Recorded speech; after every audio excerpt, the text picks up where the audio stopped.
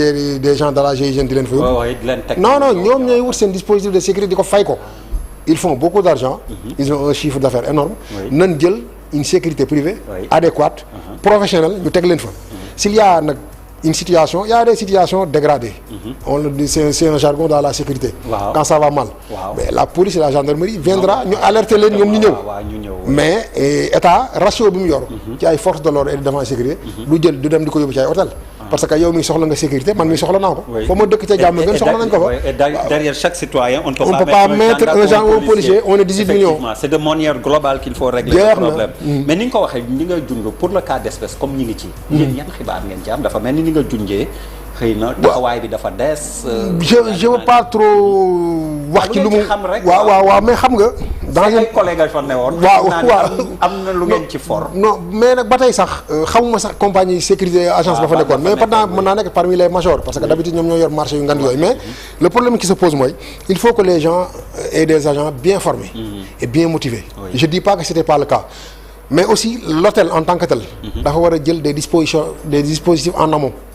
En quoi faisant nan éviter comme que milieu yooyu day bari nit ñuy dugg ak génn bu dee ñoom seen personnel dañuy jéem a fexe ba def un filtrage parce que man gëm naa ni ña fa dugg def loolu man seen kër gi bi ma fi ñëwee ba ci seen salle d'accueil bi dañ ma faa yóbbu xaw ma fu may jaar kon waxuma la ak hôtel bu toll foofu kon ay nit mënuñu fa dugg jubali directement fa coffre ba xaalis ba nekk kon ça veut dire que ni am na yaa ngi soupçonné complicité loolu laa gëm waxuma nag kan la ak fu mu jógee mën na jógee fu ne mën na jógee fu ne kon loolu aussi dafa am benn liggéey boo xam ni ñoom ñoo ko war a def ñoom l'hôtel da ko war a def mais équipe dispositif de sécurité ban fa yor aussi daf leen war a jàppale ci loolu en quoi faisant mooy jël des gens yoo xam ni ils savent ce qu'ils ont à faire parce que sécurité du métier bu yomb c'est très compliqué léegi nag bu fekkee xam nga li nga war a def dëgg am dispositif bu wër bi bu taxaw peut-être da nga mën a amoindrir les risques mais tey jii des gens parce que ça c'est du grand banditisme loolu foofu laa doon jëm xam nga dañ naan sécurité bodyguard ak yooyu yëpp yam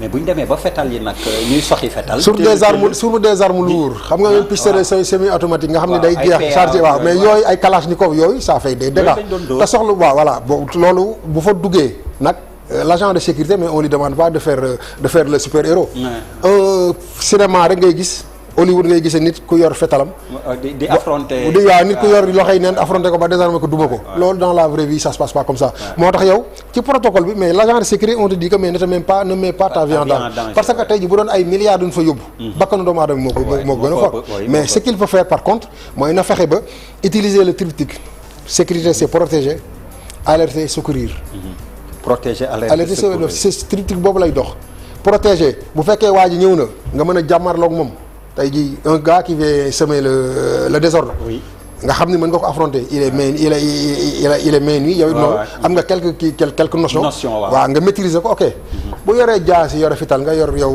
tonfa mooy matraque boobu ñu far yor boobu si tu sais manipuler un tonfa mën na la dimbali mais yooyu yëpp bu fekkee wóorut essayer de prendre le maximum d'informations de l'individu ça dañ la koy wax le gars il peut venir cagoulé ok mais mën nga xool corpulence am mën nga xool taayam statut am mën nga xam bu fekkee ni muy doxee bu fekkee y a quelque chose que bu waxee nga jéem a xam ba xam intonation va bien tout ça yooyu yëpp après c'est des informations à transmettre à la police qui va faire l'enquête dana aider bu dee dafa ñëw gis nga un véhicule nga fexe ba jël immatriculation mais il faut garder le calme son calme parce que bu fekkee yéen rek ñëwoo leen fi mu am des clients aussi il faut montrer qu'on est zen et qu'on est calme et loolu aussi day dimbali ceux qui sont là parce que c'est très traumatisant de voir des gens en armes qui viennent pour dépouiller d'autres gens waaw mais daal li ma ci mën a wax daal mooy nañ former les agents de sécurité nañ leen jàppale tey aussi nag nañ fexe ba mettre leen dans des conditions yoo xam ni danañ mën a participer à la protection idoine du moins de ces biens et de ces informations dinañ ci gën a wax tuuti xëy na pour chapitre bi ñu des balaa ñu koy dépasser yaa ngi doon wax dans vos discussions am na corrélation ni ngay wax entre sécurité d'État et sécurité privée c'est une des thématiques yoo xam ne foofu doon ñu ci kii tuuti rek waaw xam nga c'est ce qu'on appelle c'est des passerelles passerelles par exemple tey jii comme j'ai dit nous venons en appointe hôtel boobu tey jii police ak gendarme mënu fa toog mais ñun ñu nga fa en cas de problème mais ñun dañoo war a mën a essayer même à secourir parce que s'il y avait des clients au milieu on peut essayer de les secourir si on est bien formé pour cela loolu mooy les métiers parallèles loolu mooy les options passerelles yi nga xam dafa nekk entre l'État et le privé ñun man par exemple sama agrément c'est le ministre de l'Intérieur qui me l'a donné ñëwuma rek ubbi agence waaw kon c'est le ministère de l'Intérieur qui est notre tutelle. moom mooy def enquête. def ay commission ba jox la sa agrément. kon ça veut dire que ni à un moment du ma ni ay collègues lañu parce que on fait pas le même métier. mais nag on est dans le même corpus. mooy lan on est là pour faire la sécurité des personnes des biens et des informations. looloo tax ñu ni les métiers. parce que le forum s'appelle le forum sur les métiers. pourquoi on n'a pas dit le métier. on a dit les métiers. parce que métiers yi dafa bari. am na yoo xam ne day dem ba benn instant day jege les sapeurs-pompiers par exemple un agent SIAP. lan mooy agent SIAP. un agent SIAP. c'est service sécurité incendie assistance à personne.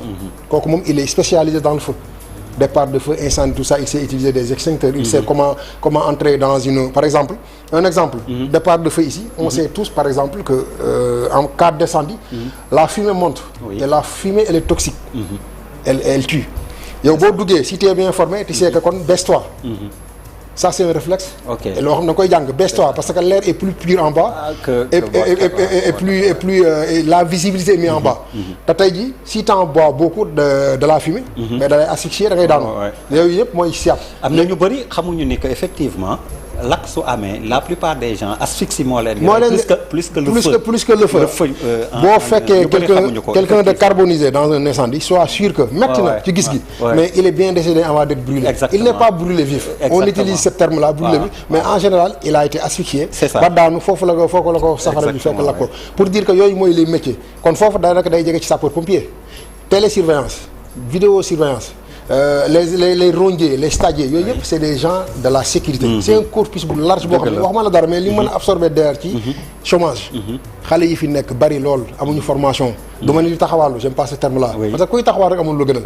ni mën na cee jël lu bari te loolu l'état war na koo xam te yaakaar naa ni xam nañ ko te war nañ cee liggéey. alors yaa ko doon évoquer sànq nee ngeen milieu bu bari problème la. trop. waaw lan mooy problème. waaw loolu kay moom forum bi li ko waral. waaw man yàlla dafa dogal jusqu'à présent il m'arrive de ma sol sama tenue sama uniforme nekk ndoog samay employés. ne yoo bari nekk ak ñoom ci site yi. il m'arrive parce que j'aime ce métier je l'ai pratiqué pendant presque 20 ans en France. waaw je suis parti de simple ADS ce qu'on appelle un porte-fouleur dans le jargon. tey là 12 heures. en arrière caisse. di xool ba xam am na ko sàcc ak ko sàccul def nañ ko ay ati mais après on a bien aimé ce métier parce que c'est très dafa am njariñ ci doomu aadama day dimbali. c'est là que j'ai gravi les échelons en partant de l'entreprise dans laquelle j'étais en CDI. chef de poste. À Action Sécurité c'était dans les Landes. le monsieur qui va venir et qui va faire la dernière partie de la conférence qui s'appelle Christian Lafont. il est mon mentor dans ce métier là. il m'a formé dans tout et il va venir pour la première fois au Sénégal. à cause de moi. pour participer à cette conférence-là. pour en revenir ci sa laaj bi effectivement bu fekkee nit ki taxaw na fi mu war a taxawee. waaw maa ngi jël nit ki bu fekkee taxaw na fi mu war a taxaw na fi mu taxaw jàkkaarloog micro bi. par exemple tey jii mais di évoluer. dans sa carrière professionnelle baa nga ci benn niveau bi. aussi c'est gratifiant des fois. ànd ak xale yi dama koy def. mais je vois manque de formation bi. oui ni mu fësee. waaw day fës parce que bon voilà da ngay gis ni. par exemple un agent on dit il doit être formé. parce que la personne si elle est formée rek elle est informée. elle sait ce qu'elle a à faire. elle connaît ses prérogatives. elle n'est pas en danger pour elle-même. alors que nit ki boo xamul li mu war a def. en cas dans une situation dégradée comme on l'appelle. il est en danger. et il met les autres en danger. kon on les forme. ñu xam ni ñu war a def. te ci seen formation boobu ci la ñuy yëgee seen bopp ci la ñuy amee l'amour de ce métier. parce que damay dégg sëñ Abdou Aziz Al Ibn da ko mos a wax. mu ni tey ji bu doon def benn liggéey alkaati lay doon noonu la ko waxee. maa ngi yore benn photo boo xam ni ñu ngi ko kii toog ak moom c'est un policier ça doit être un officier mu ngi ko soloon baxana alkaati bi parce que dafa xam ni métier boobu day sauver ay doomu aadama et man je l'ai vécu. loolu nag day tax aussi boo nekkee ci benn station bi je suis à mon humble niveau. mais bu ma gisee xale yi. ñu nekk ci situation yi. jafe-jafe yi ñu dund. clients yi. ma ne ko tort yi ñu leen di teg. te clients yi aussi ils ont les torts partagés parce que des fois la paye elle est ce qu'elle est. ils sont trop exigeants. et ñoom it par exemple un site. pour la sécuriser. il y a des consignes spécifiques. pour le site. et il y a des consignes particulières mais client bi moom day ñëw li mu bëgg rek lay bëgg ñu defal ko. alors que des fois mën nga am loo bëgg loo xam ni baaxul ci site su ko defee le professionnel l'expert moom moo naan la non lii baaxul nii ak nii lañ koy defee. léegi bu fekkee bëgg nga jël contrat bi kut nga nagul client bi loolu. day jur danger. te s'il y a un problème. mu am ay failles. ce sera la faute de l'agent de sécurité yooyu yëpp moom lañ bëgg a waxtaanee. ba tax na daal ce forum on veut qu'il soit inclusif on a appelé le patronat. avant sax on a appelé l'État. ñu ngi leen di xaar ñu ngi leen di déglu. c'est on leur lance encore on en profite pour leur lancer un appel. nan ñu wuy si et on compte sur eux pour ñu ñëw xam ni lii ñuy def. ñan ngeen woo ci nguur gi. on a écrit une correspondance au ministère de l'Intérieur. mooy suñu ci dal. oui mooy seen. on a été voir les ASP. wuyu nañ leen ñoom. waaw wuyu nañu et compte sur eux pour une présence xam naa peut-être kilifa bu mag yi moom peut-être bu teewul it mais maanaam dana yónnee ñu ngi koy yaakaar baax le capitaine Touré j'ai bien aimé son attitude parce que moom on m'a donné une connaissance comme il m'a donné son numéro de téléphone ma bind un texto lui expliquant tout ça il m'a aussitôt rappelé et ça j'ai bien apprécié je lui ai dit mu woo ma chez eux ma dem fa dans leur locaux mu mettre ma en contact avec benn de ses collaboratrices kilifa la ñu toog ñu waxtaan bon ils m'ont dit que le temps est un peu court sinon il serait plus immiscé dans le programme mais nag danañ ñu dimbali ci bis ba ñu ngi leen di xaar waaw ñu ngi xaar aussi les syndicats il y a des syndicats des opérateurs de la sécurité privée on les attend danañ ñëw on attend aussi beaucoup de particuliers et de personnalités de cet état-là pour que cette journée soit une fête inclusive pour le bien de la du secteur de la sécurité privée inchallah yaa ngi koy wax en général secteur yi ni ngay wax dafay am ñoo xam ni bon ak yaa ngi koy wax ñi ñu agréé xëy na am na tamit ñu ci yëngu ñoo xam ni soit agréé wuñ leen bari na ci on va pas se voiler la face sax mais je devine que war na am yaa naa am pagaille te loolu moo tax aussi dañoo bëgg nguur nag mooy décider lu ko neex mais tey ji une organe de régulation mënta ñàkk mënatul ñàkk non mënatul a ñàkk nañu ci jàppale des gens yoo xam ni peut-être ils seront affiliés au ministère de l'Intérieur mais ñoo xam ne moom seen liggéey juste sera de réguler ce secteur-là parce que comme j'ai dit encore il peut être très porteur mais bu ñu ko suuxalee parce que man damaa gëm la souveraineté sécuritaire fii ñu jëm nii nos plateformes là les gendarmes pourront y être l'armée pourra y être la police pourra y être mais je pense pas plateforme pétrolière gazière tout ça merci ci mottali gi beaucoup de sécurité ça nécessite beaucoup de sécurité surtout avec la menace terroriste gis naa ni ci sa formation tamit loolu diplômé en lutte antiterrorisme bokk na ci effectivement noonu la et ce sont des cibles privilégiées bien sûr en général mais le truc le gazoduc là entre l'Allemagne et la Russie jusqu'à présent xamuñu ku ko def waaw mais kooku tey jii man gëm naa ni du Allemagne ñoo ko def. Allemagne duñu yàq Sénégal amuñu intérêt. déedéet ils le feront jamais kon ñun suñu alal ji aussi. li gën mooy ñu fexe bay ay doomu Sénégal yi. yu fi yaroo juddoo fi màgg fi bokk fi te nag seen xam-xam màcc ñu mën ko ñu jox leen ko parce que bu ñu ko deful c'est des compagnies étrangères. c'est ça des gros calibres ñoo ñëw. avec leur doole. leur man ne ko seen arsenal jël contrat yi. ñun si sous-traité ñu ko li ñu ci mën a jël. ñu ci forage te buñ gisee lu gën a vendant par exemple ils peuvent nous saboter noonu. mais loolu laa bëgg wax ndax ay ni nga wax ay doomu bitim réew lañu. bien sûr seen ay intérêt réew souvent bu taxawee. contre sa intérêt réew. mais sa alal le choix est vite fait. yaa ko war a sàmmal sa bopp moo tax loolu si ñu ngi ciy woo nguur gi sécurité maanaam souveraineté sécuritaire. waaw beneen aspect boo am importance bi muy la formation wax nga ko am na ndaw yu bëri mën na résorber vraiment. lu bëri ci ñooñ en matière d'emploi. je sais mais léegi formation bi mooy problème bi. naka ak kan moo war a former. non il faut des formation bu baax. il faut des écoles et des centres de formation. non am na fi quelques-uns loolu. mais ñoom it est-ce que agréé nañ leen est-ce que ñu ngi fay def enseignement bi. c'est ce que je connais vraiment ils ont des agréments. man mii ça fait partie de mes plans. man mii j'ai envie ubbi école de formation maa ngi ciy dox. mais pour l'instant vraiment doole ji demagul noonu. et on est voilà bon mais nag ñu ngi sant yàlla. mais bis bu ñu demee ba mu jàppandi dañu wuti agrément bi parce que on sait que on peut faire beaucoup de formation dans ce domaine-là sûreté. prévention. sécurité protection. la sûreté boo xoolee aéroport yi li ci ëpp sûreté aéroportière la. waaw la ñuy wax parce que sûreté c'est la prévention il faut éviter comme jéye di am. avion bi bu xasee ba nekk ba 5000 mètres d'altitude. bu jéyee amee kenn waxatu ko kon il faut éviter que jéye am. loolu mooy sûreté. protection nag mooy fexe ba tey ji yaa ngi ci kër gi. taxawal ci buntu kër gi ba sàcc du dugg ci kër du tëb miir bi dugg ci biir kër gi. kooku c'est la protection. c'est le gardiennage. yooyu yëpp c'est des trucs yoo xam ne. dañ ko war a jàng tous les métiers. encore une fois j'insiste sur ce mot là. les métiers de la sécurité. il y a beaucoup de métiers et kenn ku nekk mën nga ci trouver sa passion. et kenn ku nekk mën nga gis sa voie surtout xale yi nag quoi. agression yi bëri na trop loolu it xëy na lu spécifique la ndax réfléchir ngeen ci lu ciy pexe tamit. mbedd mi xale yi léegi keroog laa yëg ci malal fii nii dañuy émission ni ceeli lañ koy woowee. nekk seen. këf waaw ceeli day këf waaw léegi noonu la. sunal mais loolu it. comme expert nga ci. lan ngeen xalaat. non man dama yaakaar loolu moom tey bëgg ni lii ma koy solutionné. nii rek yomb mais li ma gëm daal DER mooy. nan jàngal xale yi nañu yar xale yi.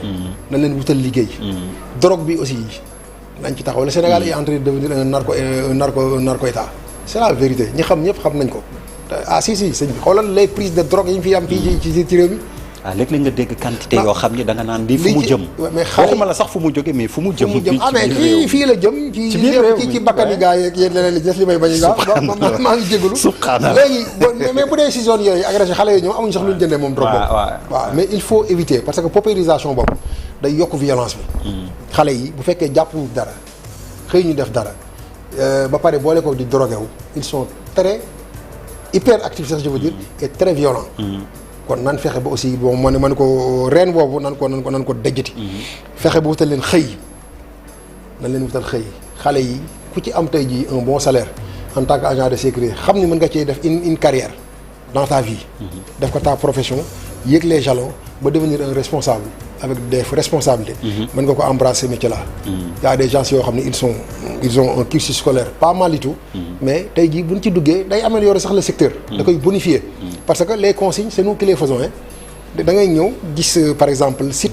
nga xalaat ni peut-être lii dana fi jekk. ñu waxtaan. mais loolu xel muy màcc moo koy def. kon pour dire que comme on dit c'est pas des neuneux rek yu taxaw. sol ay tën rek taxaw pour. voilà mais justement aussi est-ce que aptitude physique peut-être ci la bokk mais est-ce que loolu kese. doyul voilà doyul. wala aussi ku amul yenn aptitude physique yi. mënoo ci bokk baax na ci nag parce que nag tey jii waaw bu nee bëreet nga jógit day baax nag nga mën ko kii waaye bu dee. boo melee waaw bu dee boo duggee rek pour def point de côté moom xam nga loolu jafe-jafe la wala déchiquer ci ginnaaw mais là non dan lay tàggat. da ngay fexe ba am yow am l'aptitude qu'il faut. ba xam ne bu nee bëreet da ngay jóg. c'est ça waaw loolu aussi taxale mën na ko. oui physiquement nga taxaw boo demee ba jëm yenn âge yi ñu fexe ba ñu la teg ci PC yi ngay surveiller les caméras ak di kii waaw voilà parce que métier bi yegg na foofu tamit surveillance électronique bi tout moom kay c'est un monde à part et il faut être dedans pour voir la passion qui bi ci nekk quoi. et effectivement da ngay gis ñoo xam ni ce sont des passionnés. mais vraiment passion bi la ñu am avant tout ba pare. benn ngi nii waaw macha allah.